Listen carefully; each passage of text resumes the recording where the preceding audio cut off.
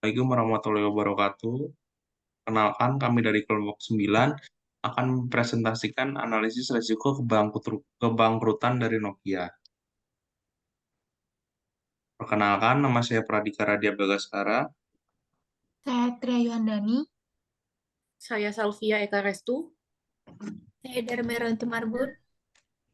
Selanjutnya saya akan menjelaskan tentang latar belakang. Perusahaan Nokia Corporation mengalami kebangkrutan signifikan sejak tahun 2014.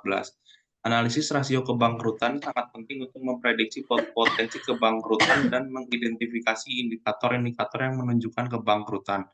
Rasio kebangkrutan yang digunakan meliputi cash flow to total debt, net income to total asset, total debt to total asset, dan net working to capital total asset.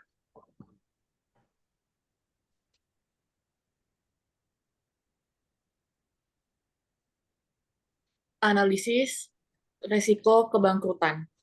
Angka-angka tersebut in million euro. Total debt pada tahun 2012 sebesar 20.502, pada tahun 2013 sebesar 18.531, dan pada tahun 2014 sebesar 12.394. Total aset pada tahun 2012 sebesar 29.949, pada tahun 2013 sebesar 25.191, dan pada tahun 2014 sebesar 21.063. Cash flow pada tahun 2012 sebesar 8.952, pada tahun 2013 sebesar 7.633, dan pada tahun 2014 sebesar 5.170. Net income pada tahun 2012 sebesar minus 2.303, pada tahun 2013 sebesar minus 780, dan pada tahun 2014 sebesar 2.305. Net working capital pada tahun 2012 sebesar 1.153, pada tahun 2013 sebesar minus 945, dan pada tahun 2014 sebesar 119. Untuk rasio total debt to asset. Total debt to asset dikali 100%. Pada tahun 2012 sebesar 68,5%. Pada tahun 2013 sebesar 73,6%, dan pada tahun 2014 sebesar 58,8%. Analisis pada tahun 2012, 68,5% dari total aset Nokia didanai oleh utang. Rasio ini menunjukkan tingkat leverage yang cukup tinggi yang dapat mengindikasikan risiko keuangan yang signifikan jika perusahaan tidak dapat memenuhi kewajiban utangnya. 2013, peningkatan utang terhadap aset semakin besar. Ini bisa menjadi tanda bahwa perusahaan semakin bergantung pada utang untuk mendanai operasional dan investasinya. Peningkatan rasio ini juga bisa mengindikasikan bahwa perusahaan mengalami kesulitan keuangan atau memerlukan tambahan dana untuk ekspansi atau operasi lainnya. 2014, rasio ini turun cukup signifikan menjadi 58,8%. Penurunan ini merupakan tanda positif, menunjukkan bahwa perusahaan telah mengurangi ketergantungan pada utang dan meningkatkan proporsi pendanaan dari ekuitas atau aset internal.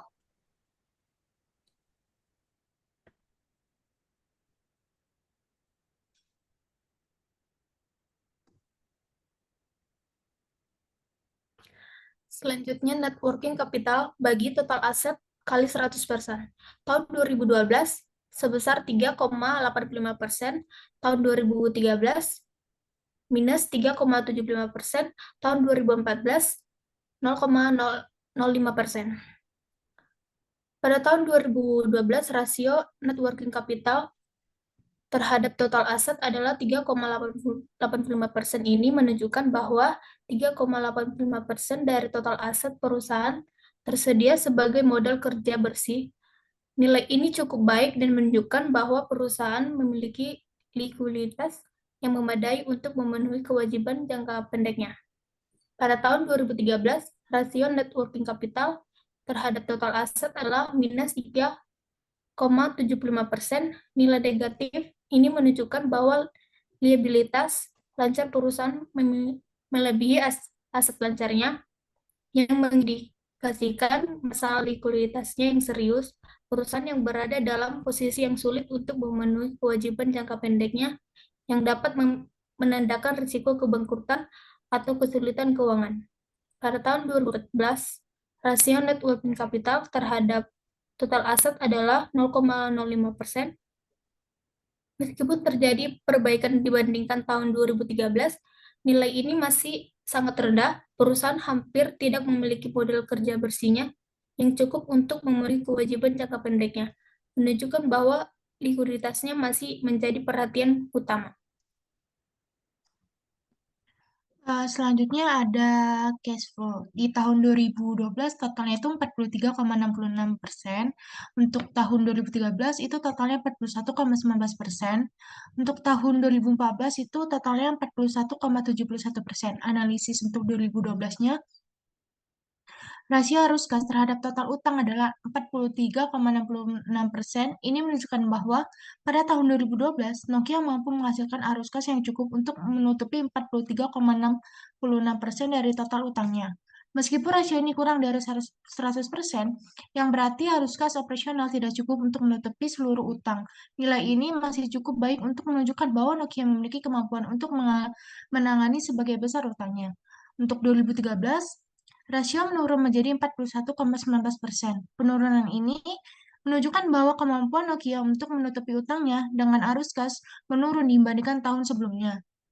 Penurunan ini mungkin disebabkan oleh turunnya arus kas atau peningkatan utang. Namun, total utang Nokia sebenarnya menurun dari 20,502 juta euro pada tahun 2012 menjadi 18,531 juta euro pada tahun 2013. Jadi, penurunan rasio lebih mungkin disebabkan oleh penurunan arus kas. 2014-nya, rasio sedikit meningkat menjadi 41,71%, meskipun masih di bawah 100%. Peningkatan kecil ini menunjukkan adanya perbaikan dalam kemampuan Nokia untuk menutupi utang dengan arus kas. Peningkatan ini bisa disebabkan oleh kebangkrutan total utang yang turun dari 18,531 juta euro pada tahun 2013 menjadi 12,394 juta euro pada tahun 2014, meskipun arus kas juga menurun.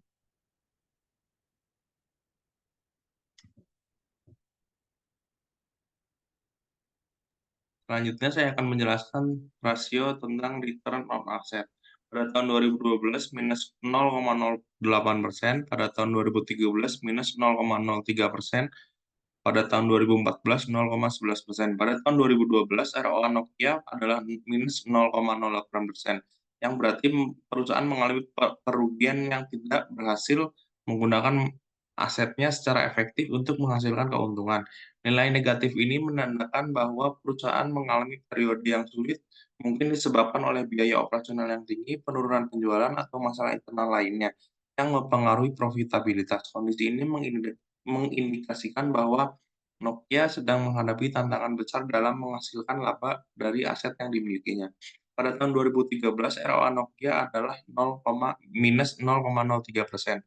Meskipun masih negatif, menunjukkan perbaikan dibanding tahun sebelumnya. Kerugian perusahaan yang berkurang yang bisa disebabkan oleh penurunan biaya, peningkatan penjualan, atau langkah-langkah efisiensi lainnya.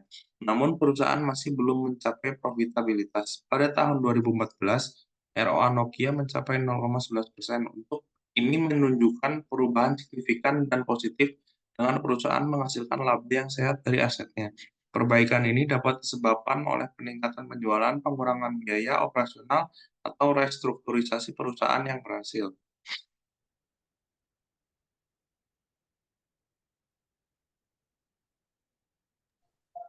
Kesimpulan, berdasarkan analisis risiko kebangkrutan perusahaan Nokia, kondisi keuangan yang berubah-ubah, perusahaan Nokia mengalami fluktuasi kondisi keuangan dari 2012 hingga 2014 dengan masalah likuiditas dan ketergantungan pada utang yang tinggi pada tahun-tahun awal, namun menunjukkan perbaikan pada tahun 2014 dari potensi kebangkrutan. Ini terlihat dari rasio utang yang tinggi, masalah likuiditas, dan kerugian operasional yang signifikan. Perbaikan pada tahun 2014. Pada tahun 2014, perusahaan menunjukkan tanda-tanda pemulihan dengan penurunan rasio utang, perbaikan likuiditas, dan peningkatan ROA yang menunjukkan profitabilitas yang kembali. Namun, perusahaan masih perlu terus memperbaiki likuiditas dan kemampuan menghasilkan arus kas untuk memastikan kelangsungan bisnis jangka panjang. Secara keseluruhan, meskipun ada perbaikan pada tahun 2014, analisis menunjukkan bahwa Nokia mengalami periode financial distress yang signifikan pada tahun-tahun sebelumnya. yang mengindikasikan perlunya strategi yang kuat untuk mengatasi potensi kebangkrutan dan memastikan stabilitas keuangan.